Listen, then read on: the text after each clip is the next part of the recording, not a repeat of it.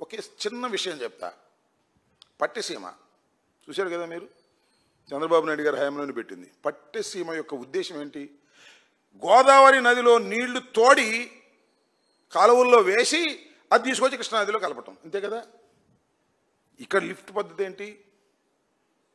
ఇక్కడ కొండవీటి వాక్కు సంబంధించిన లిఫ్ట్ యొక్క నేచర్ ఏంటంటే వాగులో నీళ్లు తోడి కృష్ణానదిలో పోయటం. అంటే వాగు కృష్ణానది కన్నా పొలంలో ఉందనే అర్థం. దాని అర్థం పొలంలో ఉందనే కదా లిఫ్ట్తో పోస్తున్నారు.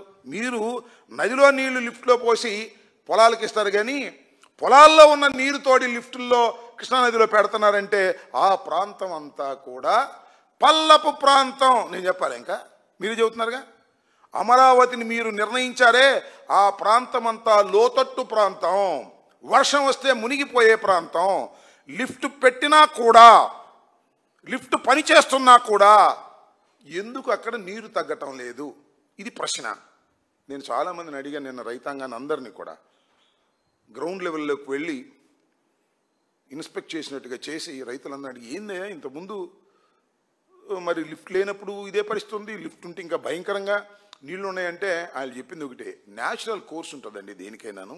ఆ వాగుకి ఆ న్యాచురల్ కోర్స్ అడ్డంగా కాంట్రాక్టర్లు వీళ్ళు పురమాయించారు కదా, కాంట్రాక్టర్లను వేల కోట్లు పెట్టి కాంట్రాక్టులు ఇచ్చారు. ఆ కాంట్రాక్టులు ఫైనలైజ్ అయ్యాయి. వాళ్ళ దగ్గర నుంచి మొబిలైజేషన్ అడ్వాన్స్ ఇచ్చారు, వాళ్ళ దగ్గర నుంచి డబ్బు తీసుకున్నారు. వాళ్ళు ఏం చేస్తున్నారో వీళ్ళకి తెలియదు. ఎక్కడ పడితే అక్కడ రోడ్లు దోవటం, అడ్డంగా పోసేయటం వల్ల నీటి ప్రవాహం మారిపోయి నీళ్లు కదలటం లేదు. ఎంత తోడినా అట్లాగే ఉన్నాయి అనేది వాళ్ళు చెప్పినటువంటి అంశం ఎంతవరకు నిజం అనేది ఇరిగేషన్ డిపార్ట్మెంట్ తెలుసుకోవాల్సినటువంటి అవసరం ఉంది.